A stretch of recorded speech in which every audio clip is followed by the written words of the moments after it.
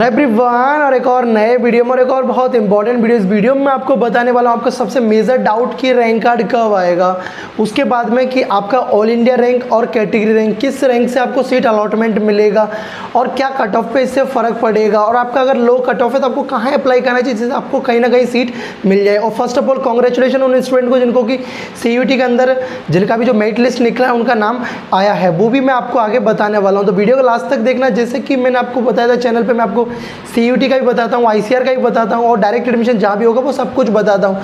तो चैनल को सब्सक्राइब करके बने रहो। अगर इस चैनल से जुड़े रहोगे तो कोई भी अपडेट मिस नहीं कर पाओगे। तो चलो वीडियो को शुरू करते हैं। सबसे पहले मैं आपको बताता हूँ रैंक कार्ड के बारे में। तो देखो भाई, आप रैंक कार्ड के लिए बेसब्री से इंतजार कर रहे हो। अगर आपका CUET के अंदर कहीं कॉलेज में हो गया फिर भी आप इंतजार कर रहे हो कि हमको भैया ICAR के अंदर में कहीं ना कहीं एडमिशन लेना है, उसका रैंक कार्ड कब आएगा। तो भाई देखो, रैंक कार्ड आपके हाथ में है नहीं। लास्ट ईयर भी आपको पता 2.5 मंथ के बाद में रिलीज़ किया था। तो इस बार अपन उम्मीद करें 20 अगस्त है उसके बाद में कुछ प्रोसेस हो, होपफुली सितंबर में काउंसलिंग कराएं। बट उसके बाद में ये सब चीज़ भी ICAR पे डिपेंड करती है।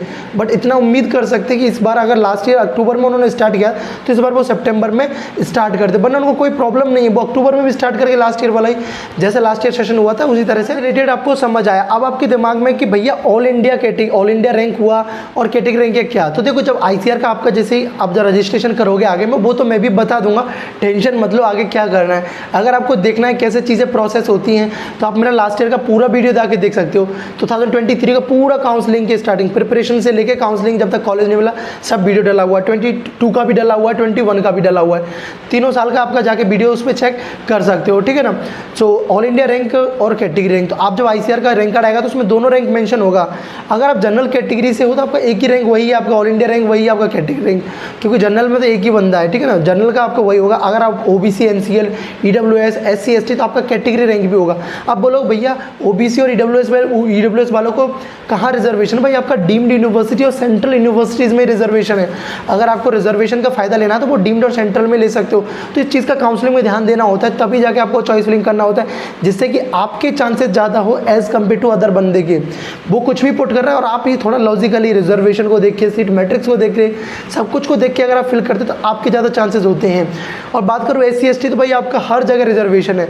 अगर आपके मार्क्स कितना भी कम हो आप काउंसलिंग में जरूर पार्टिसिपेट करो, आप बिल्कुल भी छोड़ना मत। अब कौन सा रैंक से डिसाइड होता है, देखो सबसे पहले जो आपका रैंक कंसीडर किया जाता है वो आपका कैटेगरी रैंक कंसीडर किया जाता है।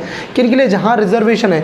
जैसे कोई भी यूनिवर्सिटी, अगर मैं जिस यूनिवर्सिटी से मैं पास आउट हूँ, doctor Rajendra Prasad central agriculture university, अगर उसकी बात करूँ तो उसमें हर कैटेगरी के लिए रिजर्वेशन, क्योंकि वो सेंट्रल यूनिवर्सिटी है।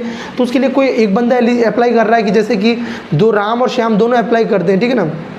एक आपका SC एक ST का, तो भाई जब सबसे पहले अप्लाई करेंगे तो जो इनका कैटेगरी है जो उसमें रिजर्व सीट है उनके लिए अप्लाई कर रहे हैं।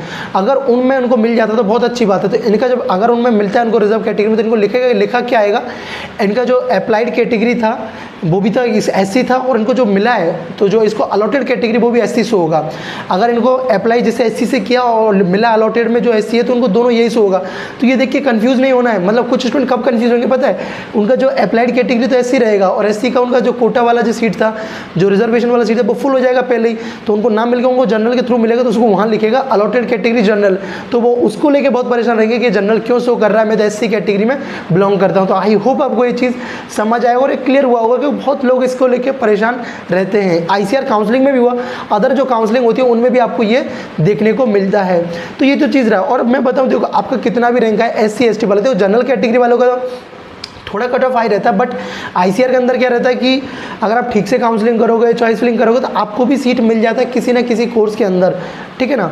और CUET का तो मैं आपको बता ही रहा हूँ, तो CUET के लिए भी आप अप्लाई कर रहे होंगे। और एक चीज़ और बताऊँ कि SC कैटेगरी ST कैटेगरी और UPS कैटेगरी, भाई कितना भी रैंक हो आपका, 5K हो, 10K हो, 15K हो या 20K इससे ज़्यादा, आपको काउंसलिंग में पार्टिसिपेट करना है, ठीक है ना।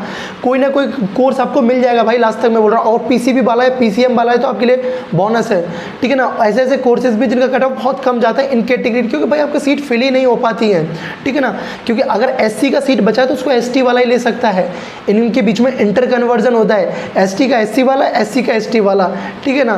तो ये चीज़ का ध्यान रखना, आपका सीट रिजर्व रहता है तो आप कोई अदर कैटेगरी वाला आपका सीट ले, इससे बेटर है आप उस चीज़ के लिए अप्लाई करो। और पहले ही कोई कुछ भी बोल दे कि नहीं आपको नहीं मिलेगा सीट और आप छोड़ के कर दो, आप मतलब काउंसलिंग में पार्टिसिपेट ना करो, पहले अपने आप को वो मान लो कि नहीं मेरे को नहीं मिलेगा, आप ध्यान ही ना दो। तो भाई ऐसी गलती मत करना, बहुत सारे स्टूडेंट मैंने देखे अपने काउंसलिंग के एक्सपीरियंस में, ठीक है।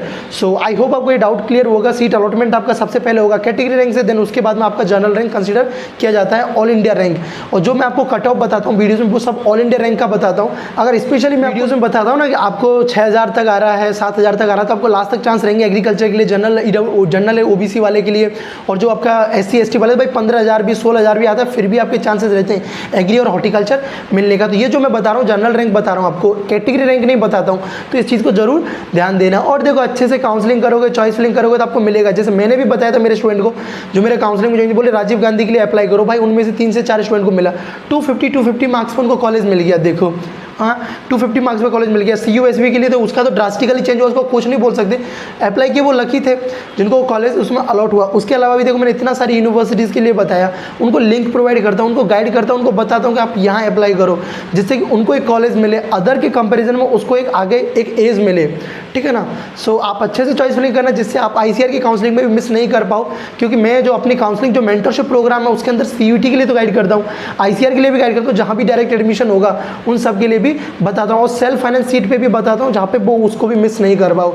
और देखो अगर आपको काउंसलिंग के बारे में आइडिया नहीं तो आप अभी भी ज्वाइन कर सकते हो, अभी भी आपके पास टाइम है, ठीक है। उसके बाद में अगर CUT यूनिवर्सिटीज़ भी सब क्लोज हो जाएंगे तो आप ये, ठीक है ना। सो आपको जो ज्वाइन करना है इसकी जो फी ओनली 599 रुपीज़ है, भाई बहुत कुछ है 599 में। आपको मैं हर एक CUT यूनिवर्सिटीज़ के बारे में बताता हूँ, इवनली आपके बहुत सारे डाउट भी होते हैं उसके रिगार्डिंग, उन सबको सॉल्व करता हूँ। ICAR काउंसलिंग के बारे में बताऊँगा, प्रेफरेंस लिस्ट भी आपको दूंगा, अगर आप फिल भी नहीं कर पाओगे तब वो भी मेरा रेस्पॉन्सिबिलिटी है, वो भी मैं फिल करवा के आपको दूंगा अपनी टीम के थ्रू, व्हाटएवर जैसे भी, ठीक है ना। सो अगर आप इसको ज्वाइन करते हो तो बहुत सारा बेनिफिट आपको इसमें मिलेगा।